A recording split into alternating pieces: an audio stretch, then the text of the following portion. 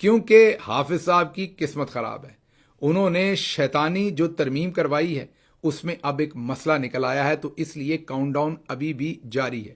ویسے بھی آپ کو پتا ہے کہ جلد بازی کے کام شیطانی ہوتے ہیں یا شیطان کے ہوتے ہیں.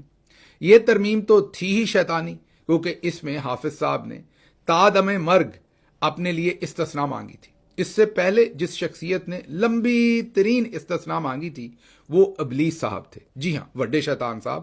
انہوں نے اللہ میاں سے کہا تھا کہ مجھے تا قیامت کچھ نہ کہا جائے. انہوں نے بھی استثناء مانگی تھی. ان کو بھی استثناء چاہیے تادم مرگ. بہرحال اس جلد بازی میں اور اتنی بڑی استثناء کے چکر میں کئیوں نے اپنی بالٹی اور لوٹے بھی بھرے. مثلا زرداری صاحب نے کہا کہ مجھے بھی استثناء چاہیے. جو چیف جسٹس آف پاکستان ہے اس وقت سپریم کورٹ کے یایا افریدی صاحب، انہوں نے کہا کہ ہمیں بھی آپ جب تک ہم ہیں تب تک تو چیف جسٹس آف پاکستان ہی رہنے دیں.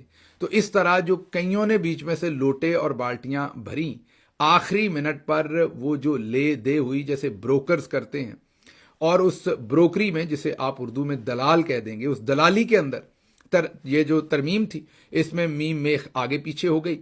اور جو سینٹ سے ترمیم پاس کروا کے لے آئے، جب قومی اسمبلی میں لائے تو پتا چلا اس میں لفاظی کی غلطی ہے، الفاظ غلط ہیں، تحریر غلط ہے. اس کو اب تبدیل کر کے پاس کروانا پڑا. اب جب وہ غلطیاں درست کروائی گئی ہیں تو اس نے اب واپس جانا ہے سینٹ میں پاس ہونے کے لیے. اب وہاں پر بھی ایک اور مسئلہ سامنے آ گیا. وہاں پر مسئلہ یہ سامنے آ گیا کہ جو ابڑو صاحب تھے، سیف اللہ ابڑو، انہوں نے بہت ہی بہترین سٹیٹمنٹ دی تھی. انہوں نے کہا کہ میری فیملی، میری بیوی اور میرے گھر کے 8 سے 10 لوگوں کو اغوا کر لیا. آپ ذرا ابڑو صاحب کی جو منطق ہے اس کو دیکھیں اور پھر ان کو 21 توپوں کی سلامی دیں.